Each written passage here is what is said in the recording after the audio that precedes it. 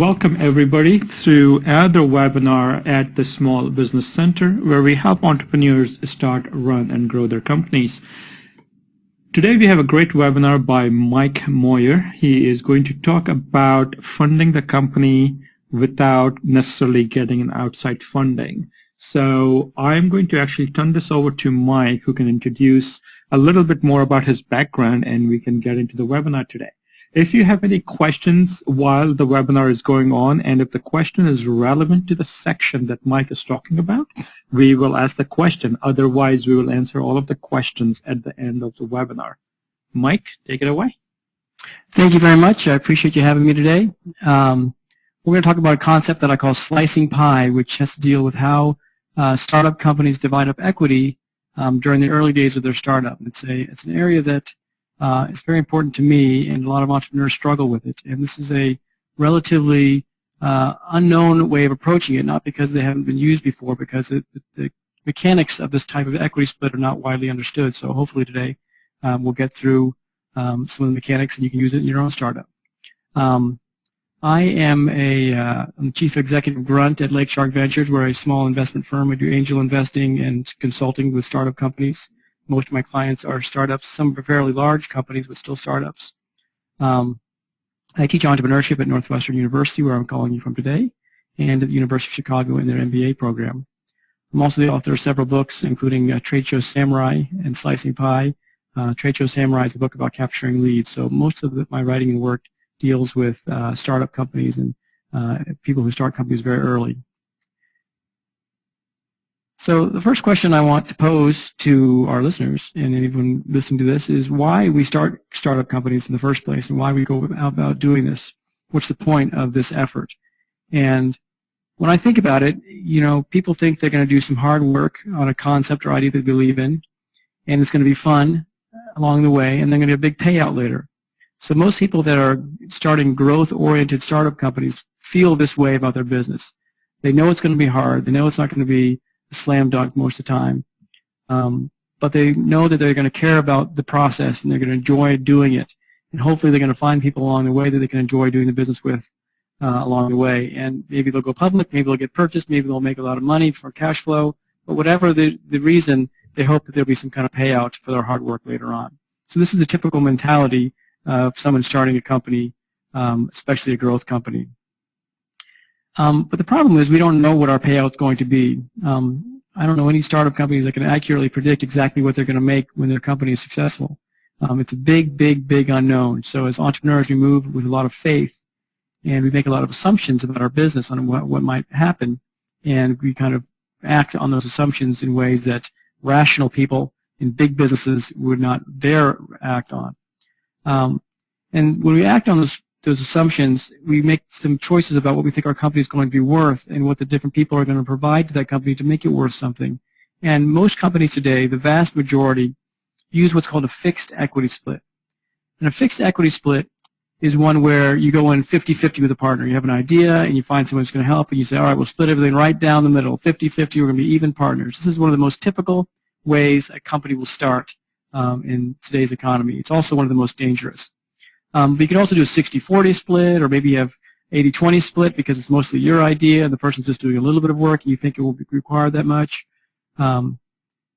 So whatever happens, you think that we do 50-50 now, and then in the future we'll get 50% of the rewards, whatever those rewards happen to be. And people think that's fair. But what if something changes in your startup company? What if you do all the work? You go in 50-50 with a partner and you wind up doing all the work instead of that partner. You thought they were going to participate and be engaged in that, but they weren't. That's a very typical scenario, especially in a college, an MBA setting, where student teams will get together for a quarter or two and then they'll get jobs and move on to other things, but they walk out the door owning a big chunk of somebody's company. What if you want to bring in somebody else? If you have to bring in somebody else, your equity split no longer works. Do you give up your equity, or does your partner give up their equity, or how do you calculate it? Or what if your partner wants to quit? That person, the day after you do your equity split, that person can quit and walk out the door with half your equity. Well, what if you want to quit? Is it fair that you keep your equity, or should somebody else get their equity back, or what happens in those scenarios? There's millions of things that can happen in a startup company that inevitably do. Startups are extremely volatile places to work. They're extremely volatile activities, and the rate of change that they go through, especially during the formative months, is very dramatic.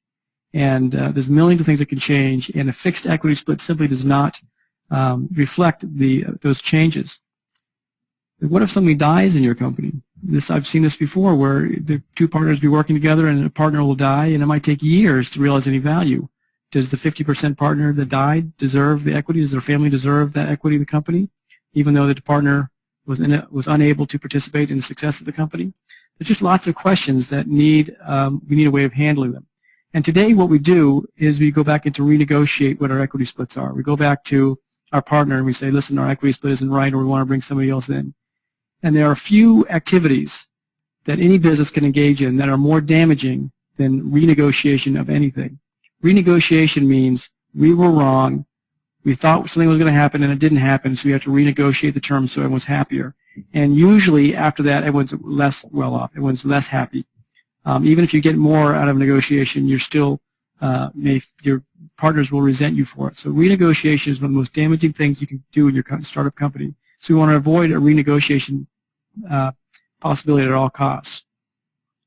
So what it boils down to when these changes happen is that things aren't fair anymore. When a partner leaves and they keep 50% of your equity, it's not fair.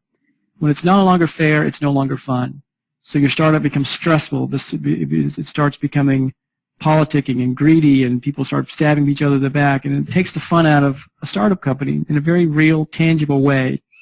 And in many cases, that lack of fun can actually destroy a startup company. And I've seen time and time again where the partners just decide they cannot reconcile their differences, and they split ways, and the company is actually destroyed. So if it's not fair, it's not fun. And we want to keep startups fun so people will remain engaged and passionate and excited about what they're doing and changing the world.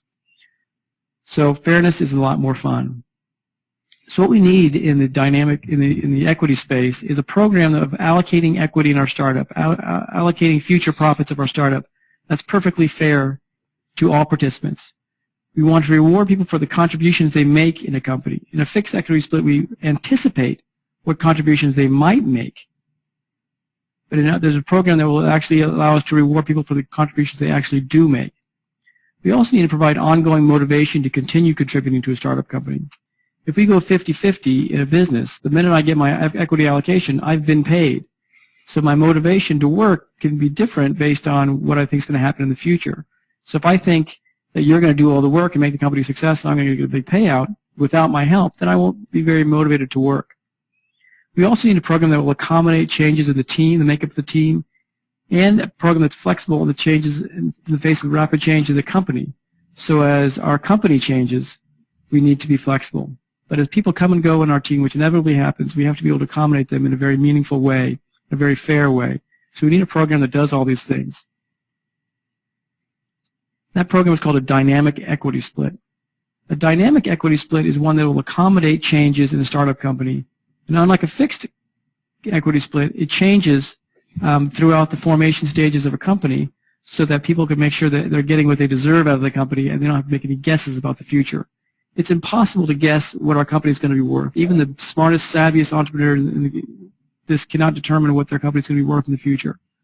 So we can't base our predictions, our equity splits on future predictions of what might happen.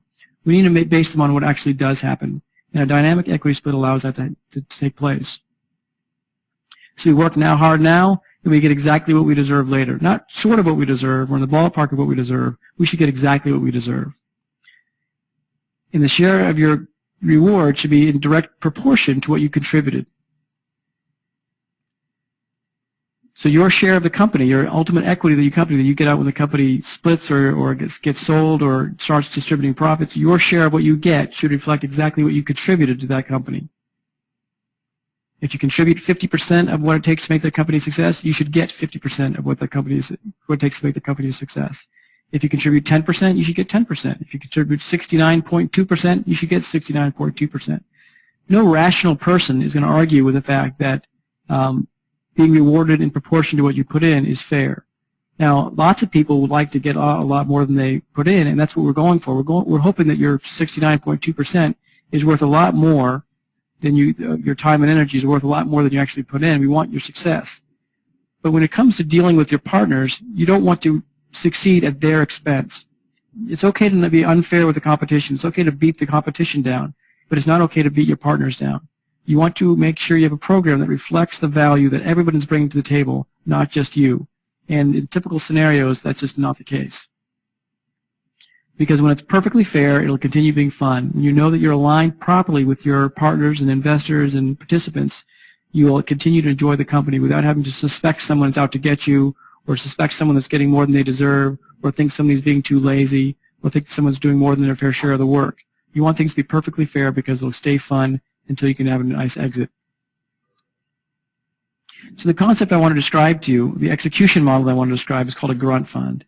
A grunt are these little animals, which are also people who are willing to do the hard work that it takes to get a company off the ground.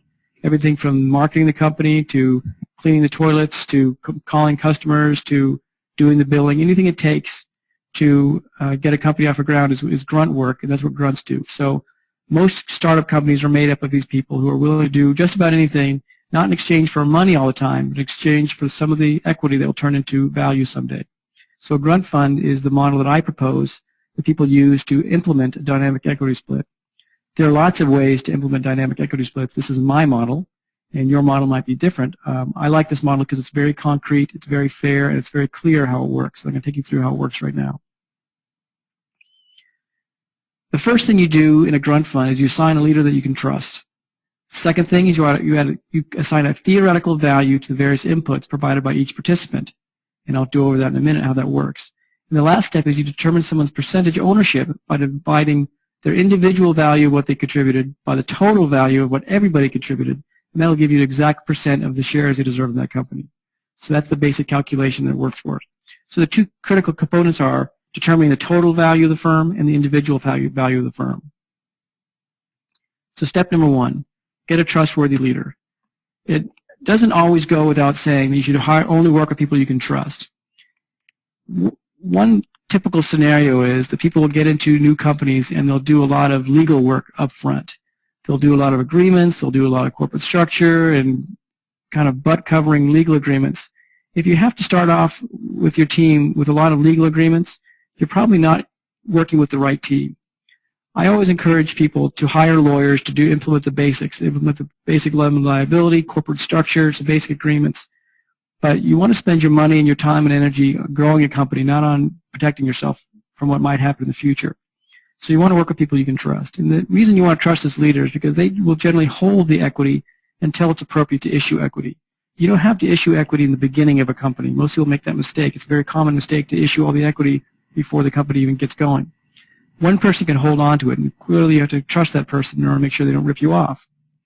That person will manage the grunt fund and then also deal with people appropriately when they leave the herd, when they leave the company. Mike, can I ask you a question on that? Yes. So yes. Who is this trustworthy person? Is that one of the partner or employee of the company, or is it completely, hands-off person outside the company? It's usually the founder of the company. It's usually pretty obvious who the leader of the company is, but sometimes the person's not willing to do the administrative work and they can pass it off to somebody else. Okay. So it's usually one of the senior level guys. Okay. The person that came up with the idea. Got it. The next step is to assign theoretical values to the various inputs. Now, there are lots of different inputs that someone can provide, a grunt can provide to a startup company. The most popular one is time. They can also put relationships, credit in the form of credit cards or small loans. Ideas are obviously an important part of a startup company. Small amounts of cash, equipment like trucks and printing presses and ovens and things that make the company work. Small supplies like office supplies and equipment and laptop computers. And even facilities like office space, for instance. So most of the time we think about time as our main input, but there are lots of different things that are important. And we have to have a way of assigning what I call a theoretical value. A theoretical value reflects the fact that your company in the beginning is worth nothing. Most startup companies cannot be sold at their inception. Their ideas and the basic materials cannot be sold to anybody, so their value is usually zero. The stock is worth zero, everything is zero. If I spend $100 on a company, the company is still worth zero. If I spend $1,000 on a company, it's probably still worth zero. If I give it my great idea, it's probably still not worth anything. It's not worth anything until you can actually convince somebody that it is worth something. And you're not going to have a very good time convincing somebody that's worth something unless you have some prototypes, some customers, some some traction, and other things that show value. So until that day dawns, your company is worth nothing. So what we need is a theoretical value. The theoretical value allows us to assign a value that's important, not in terms of how much it's worth, but relative to other inputs. So let me show you what I mean by that. So time is a very popular contribution to a startup company. So what I would do to calculate the theoretical value of time is I would figure out what your negotiated base salary. What is the base salary of someone in your position that would be paid enough that they wouldn't have to receive equity? If you just pay me for my work, you don't have to give me equity. So I subtract any cash compensation I might receive from the company. I multiply it by 2, and I multiply it by 2 to reflect the fact that there's a lot of risk in a startup company. There's a very big risk that I will never get paid at all. So to account for that risk, I do a multiplier of 2. So anything I put at risk, my negotiated base salary less what I'm actually getting paid, anything I put at risk, I multiply by 2. And then I divide it by 2,000. 2,000 is roughly the number of hours in a year. And that gives me my Grunt hourly resource rate, or GRR. So that number 2, can that be a different number based on the assumed risk? I don't always recommend it because it's a made-up number more than anything else. Right. It's impossible to calculate what the actual risk is. Okay. And all that's important is that it's fair to one another. It doesn't matter that it's perfectly accurate in terms of the calculated risk. Well, so the reason I'm asking is this, right? When you start a company, the risk is higher. A year later, the risk is going to be lower, hopefully. Right. In that case, you could consider lowering those calculations. That's a good point, and okay. I always encourage people to review it and do whatever they're comfortable with. That's a good point. Okay. But for the most part, the importance of the number is to make sure that people are being treated fairly. You know, that would make sense. So the next one is, so here's an example. Let's say my market value is $100,000 a year. I'd be happy getting a job with no equity at $100,000 a year. And some startup guy is willing to pay me $25,000 a year. So I'm putting $75,000 at risk. So I multiply that times 2, I divide it by 2,000, and I get the Grunt hourly resource rate of $75 an hour. That is the theoretical value of my time. It's not an actual value. No one's actually paying me for that. It's just a pretend value that will help me measure the value of my time versus somebody else's time. So somebody else's time might be somebody right out of college that has no experience whatsoever. Their market rate might be more like $30,000 a year or $40,000 a year. So they'll have a lower hourly resource rate because the relative value of their time is less than the relative value of someone who's more important or has more experience. Let's say I was a former senior developer at Oracle Corporation. Well, my time is much more valuable than someone who is a junior developer. So this calculation helps you keep those values of your time in relative check. So everyone's getting rewarded relative to another person. So next example is money. Money, small amounts of money is harder to come by than time. It's much harder to save $1,000 than it is to earn $1,000. So I give it a higher multiplier. Instead of 2, I multiply the risk at 4 to give people extra reward for putting money in. This is a good way to start a company. If you can just pay people, you don't have to give them equity. So the more cash you put in, the more of the company you can reserve for yourself. So this is a good way that founders can keep the company for themselves by putting cash in. It's a multiplier that I made up because based on my experience to reflect the relative value of cash in a startup company. So everything has a theoretical value. So when you have a relationship, you know, it's a common mistake to hire someone to the big Rolodex and think all those relationships are going to materialize. They may not materialize into sales or investment or anything else. So I only reward those relationships when they turn into something. So I would consider an unpaid commission on a sale, for instance, times 2, which is at risk, the theoretical value of that commission. For ideas, I would pay someone a royalty or the development hours of the idea plus costs as the theoretical value. For small office supplies and staplers and paper, I wouldn't give anything unless they were unreimbursed expenses, which I would put in as cash. So everything has a calculation that will help you determine how much it's worth relative to other things. Not actually how much it's worth, but what it's worth relative to other things. So your stapler that you paid $10 for has a relative value as your hours worth of time. So everything has a calculation. So for equipment is an interesting one. If I purchased a piece of equipment for the company, I would treat it as if it was cash times 4. If I own the piece of equipment for less than a year, I would put it in as its purchase price as the theoretical value, the relative value. If I owned it for more than a year as a used piece of equipment, I would figure out how much I could buy it on the resale market and treat it as the theoretical value of the actual resale value. Again, it helps assign a value to the asset or the contribution that keeps it balanced relative to other participants in the company. So on my website, slicingpie.com, I have a cheat sheet which goes over all the different calculations for all the different types of inputs, and you can download that for free off my website, slicingpie.com. If you can't find it, I will email it to you. So here's an example of how this works. Let's say you have 3 people in a company, a junior developer, a founder, and a rich uncle. In this case, the junior developer just brings time. They spend their hours working on a project. The founder brought equipment, brought time and ideas to the company. And the rich uncle gave the company some startup capital, provided some important introductions that might turn into sales, and some credit for the credit card to help fund the company. So the theoretical base value is the sum of all the different contributions. So you add up the junior developer's time, the contributions made by the founder, and the contributions made by the rich uncle. And that total altogether gives you your theoretical base value. Again, it's not an actual value. Your company isn't actually worth this. It just gives you a base for which to determine equity splits. So grunt number 1 share is the value of their time divided by the entire enchilada. Grunt number 2 is the value of their time and ideas and equipment divided by the total value that contributed by everybody. And grunt number 3 is what they contributed divided by what everybody contributed. This will give you an exact percentage that's balanced and fair given what each person contributed. So here's an example how it might play out. Let's say the person had $2,000 worth of their time, theoretical value worth of their time. This is the junior developer. Number 2 put in $4,000 worth of their time. It could have been the same number of hours, but their hourly resource rate might be higher. Maybe a $15,000 truck and a patent that was worth $7,000. So this is the theoretical value of what they contributed. The investor might have put $60,000 in cash, and their relationships may have turned into a sale that pays a $3,000 commission. So the theoretical value of the total company at this point is $91,000. Doesn't mean you can sell it for $91,000. It just means that our pretend value is $91,000. When you divide it all out, it makes perfect sense. The first guy, the junior developer, would own 2% of this company.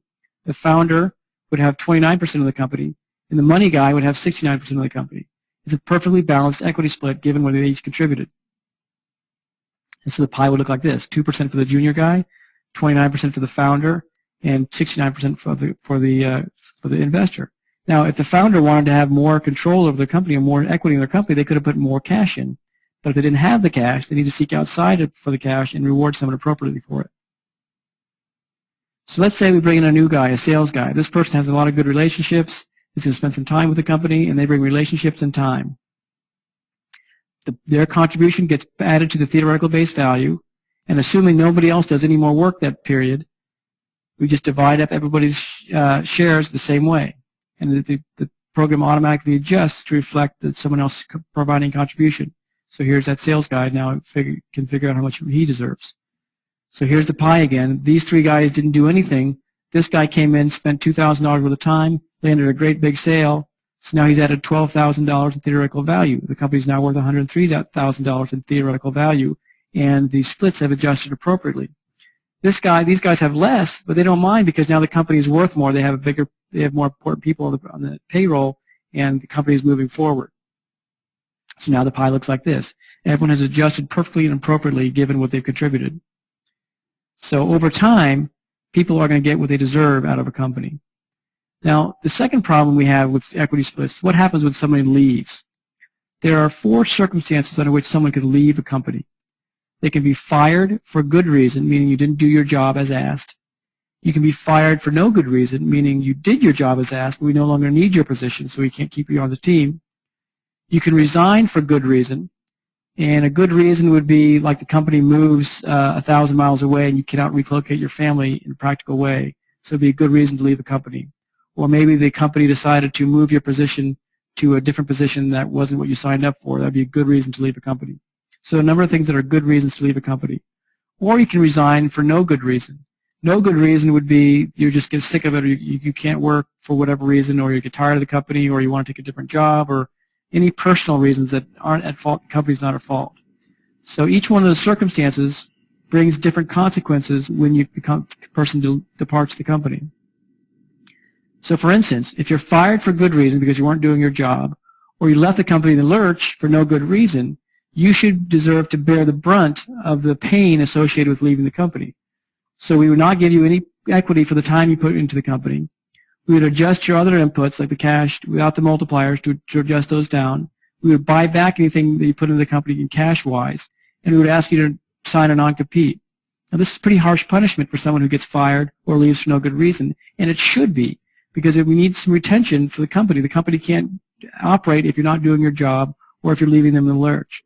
So it's fair to require the leaving grunt under these circumstances to bear the burden of leaving the company. It's their decision. On the flip side, if you're fired for no good reason or you resign for good reason, the company is more at fault. So the company should bear the burden of your departure. In this case, you should be able to keep all the pie, all the equity you were granted. We should be able to buy it back at the full theoretical value of the company and of the equity, and we cannot ask you to sign a non-compete because it's not fair. If we ask you to leave the company, we can't expect you not to compete if it wasn't your fault for leaving the company. So again, these are tough consequences for the company, and they should be, because we don't want to give companies an easy way out to fire people for no good reason or to change people's jobs. So when you leave a grunt, you simply subtract the contributions they made to the overall theoretical base value and recalculate everyone's equity based on what the new value is. So let's say we get rid of this junior grunt. We simply subtract what he put into the company and recalculate everybody's shares based on the departure of that person. So here's grunt number 1. As you can see, we've taken out his equity. He has 0%, and everybody else readjusts. Now, they may have a bigger share of the pie at this point. It's not necessarily true that they're better off, however, because we've lost an important player, or the company has a setback when they leave somebody. So just because they have a bigger percentage at that point doesn't mean you're necessarily better off. But in this case, Mike, let's say Grunt 1 had left for a good reason. In other words, he wasn't penalized for leaving. Wouldn't he still own some of it, or are you suggesting that it would always be bought back by the company?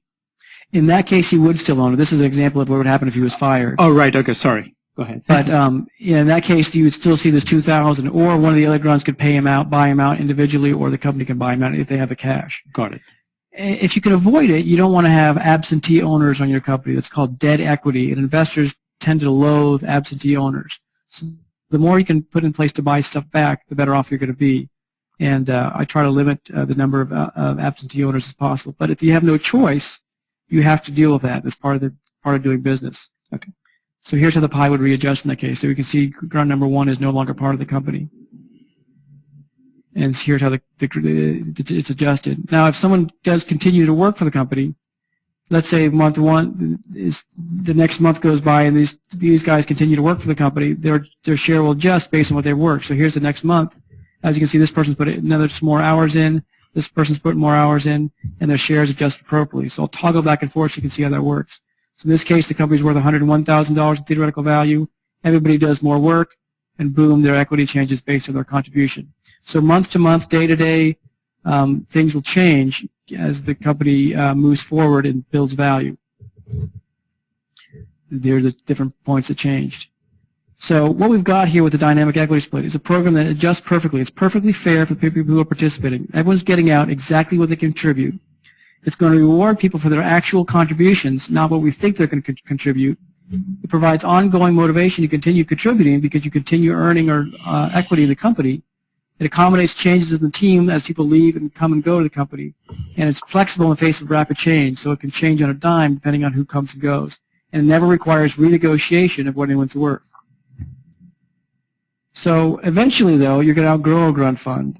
Your company will settle down and stop changing as much and turn into a real company. And there are certain points at which you want to sort of freeze your equity and move forward under more traditional equity programs. And the case would be when the company starts generating real revenues. If you start generating real revenues, you can use those revenues to pay people, and you no longer have to give them equity. If your cash flow becomes positive, you can use the money to pay people. If you get a Series A investment, you can use the cash to pay people and not have to give them equity anymore, so you can freeze the equity. And the next one is a large theoretical base value. The larger your theoretical base value gets, you've reached a point of diminishing returns. And you mentioned earlier that the risk goes down as you go forward. The reward also goes down. So the first month you might work 10 hours, that could be worth half the company. In your 12th month, you could work 10 hours, it could be worth 1% of the company. So it automatically adjusts as time goes by. The incremental hours are worth less and less. So early hours are worth more to the company. Okay. But it sort of provides that built-in mechanism. So that's how a dynamic equity split works, and it keeps everything fair and square for the participants. Awesome. I actually do have a few questions, but we will come back to that in a minute. And if any of the attendees have a few questions, please type that into the question box. Just before we move into the questions, a couple of things. If you are not yet a member of our LinkedIn group, we currently have over 12,000 members. Feel free to join the LinkedIn group at Small Business Accelerator. And go to smallbusinesscenter.com. Notice that there is no E in the end of center to register for our upcoming webinar. Next week, our webinar is going to be on using PR to market your company. Really excited about that one as well, so feel free to join us. And let's get to the next slide, Mike. And you can reach me at slicingpie.com. My Twitter is Grunt Funds, and on my website, I have a lot of resources. I have a calculator, a spreadsheet that you can use to calculate the equity going forward.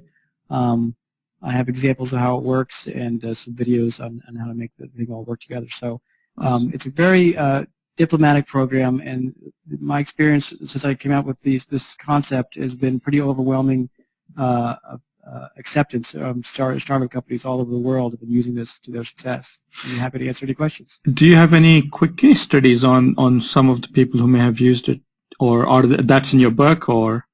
Yes, I do have some case studies in my book about how people who are using it. Most of them are just examples. Okay. A lot of the cases are people who have started off on the wrong foot and have actually retrofitted the Grunt Fund to their situation, and I cover that on my website, and in the new version of the book when it comes out, we'll have a chapter on retrofitting a Grunt Fund. That actually would be really helpful. So one of the questions that I have is, or rather actually a comment so that we have a clear understanding on this, the theoretical value that you're putting in based on everybody's contribution, that's not necessarily the value of the company. So for example, 3 months into that, the theoretical value is $100,000. That doesn't mean you can go and sell the company for $200,000 to somebody, right? Right. The theoretical value has no bearing on the actual value. Okay. The actual value is what you could actually negotiate with someone what it's worth. So when you're talking to investors, you'll set a pre-money valuation, and it shouldn't have anything to do with your theoretical value. Of course, and that would be based on a variety of different things like the assets and the revenue and customer base and all that. Yep, and how good a smooth talker you are. Right. That's a good point. Let's see. There's a question, I think, coming in. Quite a few questions here. Lucas asked, does the dynamic equity split requires annual or semi-annual paperwork or filing, for example, a LCC operating agreement? An LLC is much more friendly to a grunt fund than a structured corporation. It'll allow you to divide up profits however you want to and divide up the equity ownership however you want to without a lot of tax penalties. Okay. There's no, the legal agreements are few. There are legal agreements. I have several attorneys that I refer people to that have developed agreements for this model. In a corporate structure, you're basically turning the whole grunt fund concept into a vesting schedule. You issue restricted shares when someone joins the company, and they vest according to this schedule. So we're trying to work on some boilerplate agreements that would work with this, but there's no official filing that you other than what you have to do anyway. So are you then suggesting potentially when you're starting a company at an early stage, it's probably better to go LLC rather than corporation? Yes. Okay. Absolutely. Okay. I wrote the book, Slicing Pie, to use for my own deals. So when I do deals with people, I hand them a copy of the book and say, here's how we're going to do this for the equity. And if the person wants to do it that way, then I move forward with negotiating and due diligence. If they don't want to do it this way, I say thank you for playing, and I don't do deals with them. Okay. So the book is written as a guide for implementation. So what I'm finding people are doing is they're buying one for every member of their team, and they're just using it as sort of their equity Bible for the time being, during the early stages of their company. I hate to see people spend a lot of money on legal expenses when they should be spending their money on getting some traction in their company. If you get traction and you start generating revenue, then you can spend your money on legal documents. I totally agree on that. Steve is asking, how do you account for someone who works more hours per day or month? Well, people keep track of their hours in the Grunt Fund. And you just rack up the number of hours they're working, multiply times their hourly resource rate, and that's what they get. So very few people work 40 hours a week on a startup. They're usually working 80 hours a week. So the Grunt hourly resource rate would be used to calculate that input. Tracking hours is kind of a pain in the butt. I personally hate doing it. But once I started doing it for my own startup companies, it was a real eye-opener on how time was being spent, how value was being created, and it's one of the most important things you can do in your startup company is to track your hours and really see how your time is being spent. So as inconvenient as it might appear, not only will it help you calculate the right equity, it'll also give you amazing insight into how your company's working. So kind of a side question on that, do you recommend tracking hours in terms of how much time you spend on each project or in terms of what you did in a particular hour? Both. So I use a program called Harvest, and I actually mentioned it in the book. And it's basically a time tracking program where I can allocate my time to different projects and put in some notes on what I was doing. And that helps me keep track of what people are doing in the company with enough detail that it's meaningful. Now, you don't want to kill someone having them track in 15-minute increments. Right. If they spend 16 hours a day working on the user interface, then that's what they should put down on their time card. If they're doing a lot of different things, like I do, I'll do some programming, I'll do some sales, I'll do some design, I'll do some, all kinds of things. I want to keep track of how I'm spending my time, so I allocate my time to different parts of the business. It's just how much detail you want to keep. Okay. So what's especially nice is a lot of startups work with part-time people that maybe have full-time jobs and only spending 10 hours a week. This will help you very quickly differentiate the people who are adding value and the ones who aren't, and people who are putting time in and those who aren't. And I think that comes back to the point that you mentioned at the very beginning, is there has to be a very strong element of trust between all of these contributors. Right. Because somebody can be making up the hours that they're putting in, or in terms of when they're leaving the company, let's say not an amicable way, right? And then they come back and sue you for something, harassment, for example. Right. A lot of people point out the fact that there's a lot of opportunities to game the system. Right. And that's true. But there are ways to game every system. Right. But you just have to keep an eye on that, and the mechanisms built into the dynamic split will help you ferret those people out and get rid of them. If they're not playing in the spirit of teamwork, no matter how great they are at their job, they're probably going to bring your company down eventually, so getting them out early is important. Right. And that trust element, I think, is really important for this kind of an agreement. Okay, I'm not seeing any more questions. I'll give a couple of more seconds to see if anybody else has a question. If not, that we will officially close it. Any last words from you, Steve? Mike? Yeah, this is a concept that's not widely used today because it's not widely understood. There have been some interesting research that's been out in the past year or so showing that about 70% of entrepreneurs make the potentially fatal mistake of dividing up equity early on in their company using a fixed model. It's extremely devastating, and people just deal with it today because that's the only way people deal with it. They don't know how to do it. There's no practical guide for implementing dynamic split. As you can see, there's a lot of moving parts. So I wrote Slicing Pie as a way to provide guidance on a practical way to implement a very, very important tool for keeping your company happy and fair and keeping you focused on the vision of your company and not on infighting and fights you could potentially have on your team. So if you aren't using a dynamic split, whether or not you use the Slicing Pie model or not, I highly recommend giving it full attention until you understand it well enough to make a decision on your own. People who go the fixed split model really dig some major holes that many of them cannot dig out of. And I see that all the time with my students. I see all the time in the companies that I help start. If they've done a fixed model, it always, without exception, creates tension among the founders. So please take pay special attention to how these models work. And if the Grunt Fund model isn't the one for you, then you can devise your own. But definitely use a dynamic split in your company no matter what you're trying to do. Awesome. Thank you so much, Mike, for the webinar today, and I think it's been helpful to quite a few people. Luann says thank you very much, Mike. A couple of other thank yous are coming in, so awesome. With that, I think we will close today, and I will see you on our future webinars. Don't forget to go to slicingpie.com and connect with Mike Moyer at his Twitter account at Grunt Funds. If you have any questions, feel free to give him an email. Thank you again, Mike. Thank you, everybody, for joining us. I have a great weekend. Bye-bye. Thank you. Thanks for having me.